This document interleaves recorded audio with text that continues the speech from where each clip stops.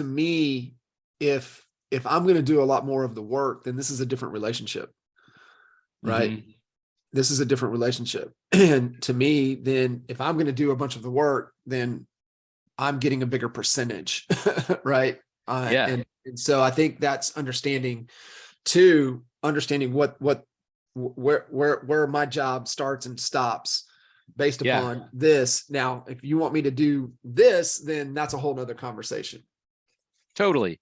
And it's just going back, I'm glad you mentioned that, going back to a value conversation, right? I want to tie that into a value conversation. If my value exceeds, the price that might be out there for my time and my effort and my knowledge, then you got to be thinking, if you're good and you know how to do this, but you maybe really haven't been open to, or that there was opportunity, you just didn't know how, you really need to be thinking outside the box on how you can get charged. In most states, I know for South Carolina, where I'm at, we could charge a flat fee. We could charge based on commission, what's being offered. It might be an off-market property through a wholesaler. If I can get the numbers to work for the buyer, then maybe just the buyer pays. Maybe I could get the buyer and the seller to pay.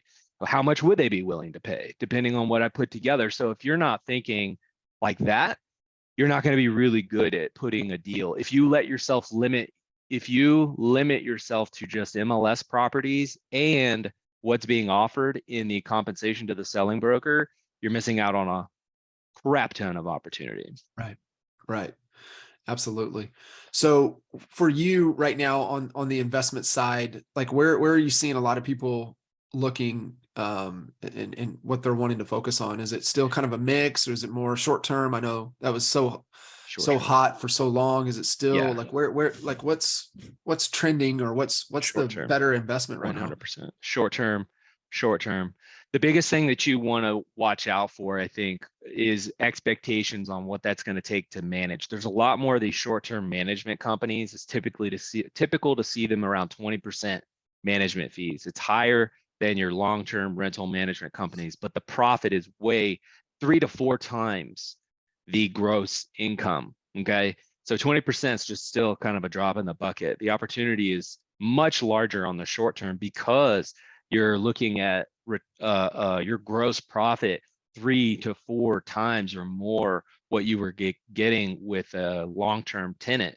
You just need to be thinking that, hey, if I'm going to be managing this, or what's the money going to take to set this up, it's a different ball game. You got to think of yourself as a hotel manager, almost, right? Your resources need to be different than I'm calling.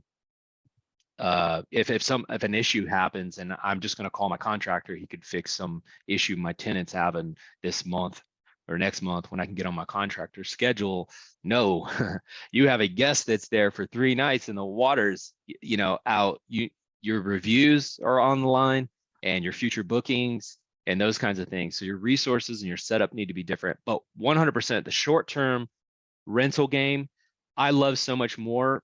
So if your profit can be higher, there's a little bit more room for where you can be all in with your purchase price and your rehab, right? I'm not saying we should be looking at the same returns. They should be larger with your short-term rental, but there's a lot more room for flexibility, which means that there's more opportunities for deals to be made. So that's really good for people that want to buy rental properties. And for me as a real estate agent with this know-how, I can create more deals for people that want to invest that way. Yeah, I love that. No, being able to go through that. And man, what are you, and is the biggest thing getting access to the money? Is that kind of one of the things that you're seeing? That's what people think. Number one is probably they don't have money to invest. And the second one's probably finding a deal. But I guarantee you talk to 90% of the people that say they don't have money, and they'll and I ask them maybe like, well, what have you checked into?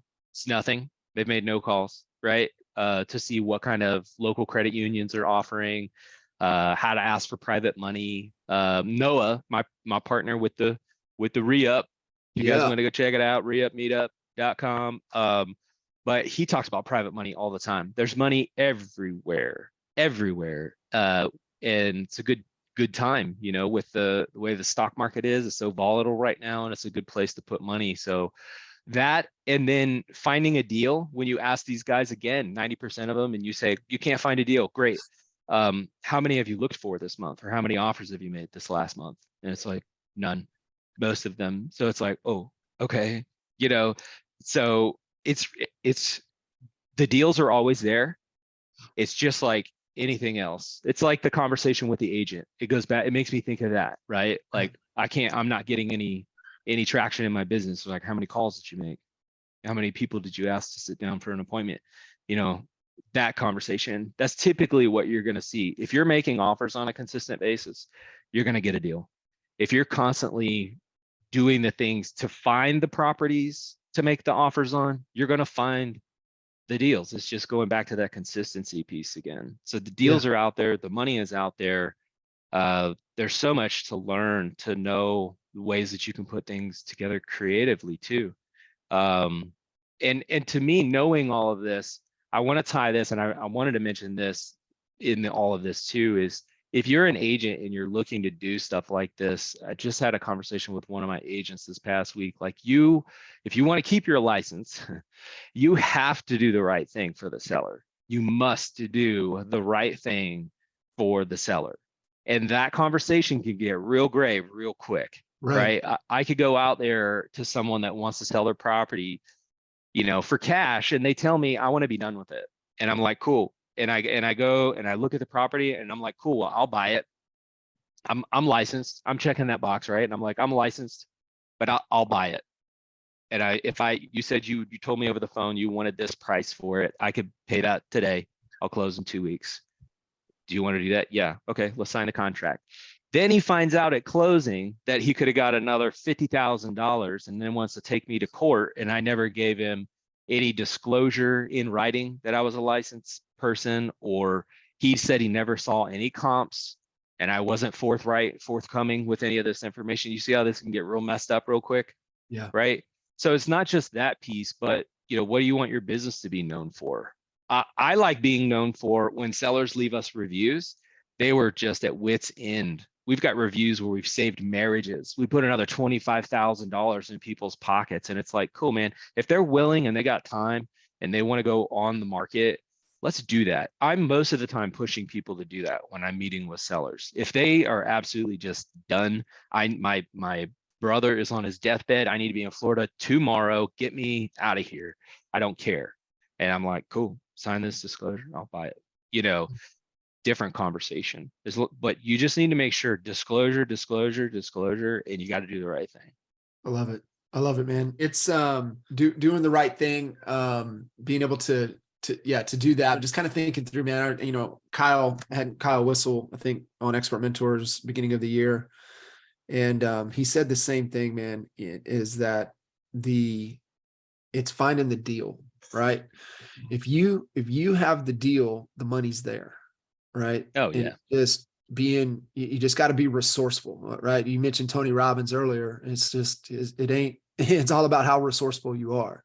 Yeah. And really looking at, just diving in, man. I mean, just diving in and connecting. And I promise you, somebody that knows somebody that can help. Look at this, man. I want to tie it this way. Like, if right now, as real estate professionals, we know the traditional buyer seller right now, it's like, man, if they only knew that if they could just beat the springtime market, we could get a higher price for the house. We'll have more options. I can get them a better deal. They could refinance later.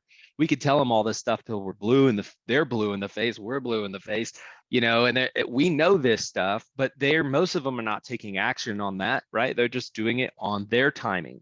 And then a lot of them want you to wave your magic wand to figure out all the cool and best opportunities at the time they want to do it. That's typically what's happening, right? But we know this stuff. And then the investor, a lot of time, or your newer typical investor, is operating the same way as the consumer. They're operating the same way. They're letting the market and the news headlines dictate what they want to do. When if you would just operate like the professional that you are and just freaking, make offers, get out there, make a deal, ask great questions, and just do the activity, the deals are always out there. The monies are always out there. It's always out there. Yeah. Always. Yeah. Always.